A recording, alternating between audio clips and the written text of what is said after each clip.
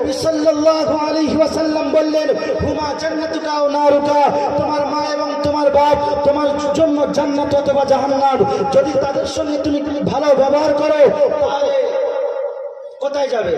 জান্নাতে যাবে। আর যদি তাদের সঙ্গে খারাপ ব্যবহার করেছো তাহলে তুমি জাহান্নামে যাবে। আজ আমি আপনি মুসলমান, আমার মাকে ভুলে গিয়েছি। আমি আপনি যেদিন মায়ের পেটের মধ্যে এসেছি, মায়ের পেটটাতে ভরে গিয়েছি, মা অসহ্য যন্ত্রণা আমার জন্য সহ্য করেছে। যখন আমি আপনি মায়ের পেটে এসেছি, মা গরিবের সংসার, লোকের ঘরে খেটে চলেছে।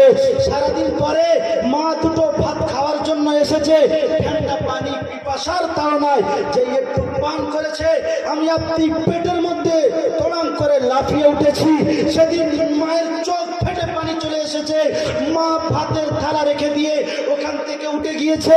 মা কলের ধারে গিয়ে নিজের আঁচলটা কলের পানিতে ভিজিয়ে নিজের চোখটা মুছেছে। সেদিন আমার দাদি, আমার নানি সেদিন গিয়ে বলেছে, মা তোর বড় কষ্ট হচ্ছে, তুই একটু ধৈর্য ধর, একটু কষ্ট কর, তোর সন্তান এই পৃথিবীর জমিনে আসবে, তোর কোনো কষ্ট থাকবে না, তোর কোনো বেদনা থাকবে না, সব কিছু ঘুচে যাবে। যেদিন আমার আপনার মায়ের পেটের মধ্যে পেন চালু হয়েছে, যন্ত্রণা চালু হয়েছে, সেদিন আমার আপনার মা সেদিন বিছানাতে ঘুমাতে পারিনি, ছটপট ছটপট করছে। তাড়াতাড়ি করে আমার আব্বা গিয়ে সাইটের বাড়িতে আমার দাদিকে ডেকে এনেছে, আমার নানিকে ডেকে এনেছে। আনার পরে মহিলারা বাড়ির ভিতরে আমার মায়ের সাইটে বসে গিয়েছে। সেদিন মা অসহ্য যন্ত্রণায় ছটপট ছটপট করছে। সেদিন মা যখন ছটপট ছটপট করছে, সেদিন মাকে সবাই সান্ত্বনা দিয়েছে, কিন্তু মায়ের কষ্টের ভাগ কেউ নিতে পারেনি। মাকে বলেছে, একটু ধৈর্য ধর, একটু কষ্ট কর, তোর সন্তান সন্তান পৃথিবীর জমিনে আসবে, তোর সমস্ত দুঃখ, সমস্ত বেদনা সব কিছু ঘুচে যাবে, সব কিছু চলে যাবে। পুরুষরা বাড়ির বাইরে টেনশনে পড়ে গিয়েছে, কি হবে। হঠাৎ বাড়ির ভিতর থেকে খবর এসছে, বাচ্চার অবস্থা খুবই খারাপ। এখানে যদি বাচ্চা হয়, এখানে যদি বাচ্চা প্রসব করে, তাহলে হয় বাচ্চা মারা যাবে, তা না হলে মা মারা যাবে। সঙ্গে সঙ্গে আমার আপনার মায়ের জন্য গভীর রাতের বেলা গাড়ির ব্যবস্থা করা হলো। যখন গাড়ির ব্যবস্থা করেছে, এরপরে 3-4 জন মহিলা মিলে আমার আপনার মাকে ওই গাড়ির মধ্যে তুলে দিল। একটা বাসন, একটা গ্লাস, একটা কেতা আর একটা বালিশ নিয়ে আমার মাকে ভ্যানের উপরে শুইয়ে দিয়েছে। সেদিন আমার আপনার মা যন্ত্রণায়, অসহ্য যন্ত্রণায় ছটপট ছটপট করছে। যখন ভ্যানের উপরে শুইয়ে দিয়েছে, আমার আপনার মা নিজের স্বামীকে ইশারা করে কাছে ডেকেছে। যখন স্বামী কাছে গিয়েছে, স্বামীর হাত ধরে বলছে, আমার প্রিয়তমা স্বামী, আমি মৃত্যুর সঙ্গে পাঞ্জা লড়তে যাচ্ছি, জানি না আর পৃথিবীর জমিনে ফিরে আসবে কিনা, জানি না তোমার মুখ দেখা হবে কিনা। আমি মা যদি মারা যাই, আমার দুটো সন্তান খাটের উপরে শুয়ে আছে, খবরদার ওদের সঙ্গে খারাপ ব্যবহার করবে না, ওদের সঙ্গে দুর্ব্যবহার করবে না। আমি মা যদি মারা যাই, ওদেরকে মানুষের মতো মানুষ করবে, ওদেরকে কোরআন এবং হাদিসের শিক্ষা দেবে। আজ মুসলমান, তুমি তোমার সেই মাকে ভুলে যাও, যে মা মৃত্যু রাস্তায় পতিত, যে মা এক হাতে সন্তান, অপর হাতে জান নিয়ে মৃত্যুর সঙ্গে পাঞ্জা লড়েছে। তখনও নিজের বাচ্চার কথা বলেনি, তখনও সন্তানের কথা বলেনি, তখনও মা সন্তানের চিন্তা ভাবনা করেছে।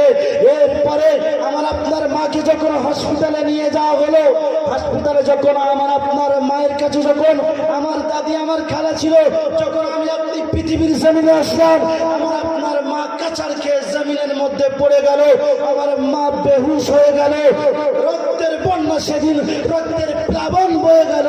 সেদিন আমার দাদি, আমার নানি, আমার খালা সেদিন আমাকে আপনাকে কোলের মধ্যে নিয়ে জড়িয়ে, কেউ বলেছিল আমার আব্বা এসেছে, কেউ বলেছিল আমার দাদু এসেছে, সবাই আনন্দে আত্মহারা হয়েছিল। হতভাগা মা, জনমদাতা মা, গর্ভধারিণী মা, সেদিন মায়ের কোনো হুঁশ ছিল না। মায়ের চুল একদিকে চলে গিয়েছিল, মায়ের শরীরটা অপর দিকে চলে গিয়েছিল। যখন কিছুক্ষণ পরে আমার আপনার মায়ের হুঁশ ফিরে এসেছে, সেদিন মা নিজের আবজা আবজা চোখে দেখছে আমার কলিজার চাঁদ সন্তানটা, আমার কলিজার টুকরা সন্তান কারোর কোলে খেলা করছে। সেদিন মা বলেছিল আমার সন্তানটাকে আমার কোলের মধ্যে দাও। সেদিন বলেছিল তুই তোর শরীরের রক্তটাকে পরিষ্কার করে নে, তোর শরীর রক্তটা পুছে নে, তোর সন্তান তোর কোলে দেবো, তোর সন্তানকে আমরা নিয়ে চলে যাব না। সেদিন মা নিজের সন্তানকে কোলের মধ্যে নিয়ে পুঁটি মাছের মতো আমার আপনার ঠোঁটটা যখন স্পষ্ট করেছে, সেদিন আমার আপনার মায়ের বুকের প্রত্যেক বেদনা দূর হয়ে গিয়েছে।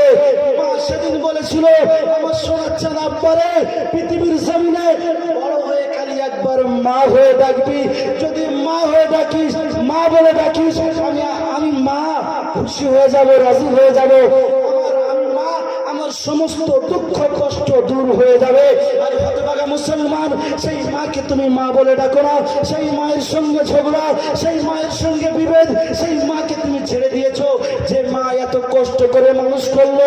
লকডাউনের সময় ছেলের সঙ্গে মারপিট, ছেলের সঙ্গে ঝগড়া, কথা হয় না, কিন্তু লকডাউনে মা দেখতে পাচ্ছে আমার সন্তানের ঘরে খাবার হচ্ছে না, খাওয়া হচ্ছে না, ঠিক মতো ভাত ও জুটছে না। মা চুরি করে, এই সামনে লকডাউনে টাটকা প্রমাণ আছে, মা চুরি করে নিজের ঘর থেকে চাল নিয়ে নিজের সন্তানের কাছে দিয়েছে। দেয়নি এরকম ঘটনা? আজ আমি আপনি সেই মাকে ভুলে গিয়েছি। আল্লাহ পাক আল্লাহ রাব্বুল আলামিন বললেন ওয়া কাদা রাব্বুকা আল্লা তা'বুদু ইল্লা ইয়্যাহু ওয়া বিল ওয়ালিদাইনি ইহসানা। তোমরা আল্লাহ পাক আল্লাহ রাব্বুল আলামিনের ইবাদত করো, ইবাদত করার পরে তোমরা মা বাপের সেবা করো, মা বাপের যত্ন করো।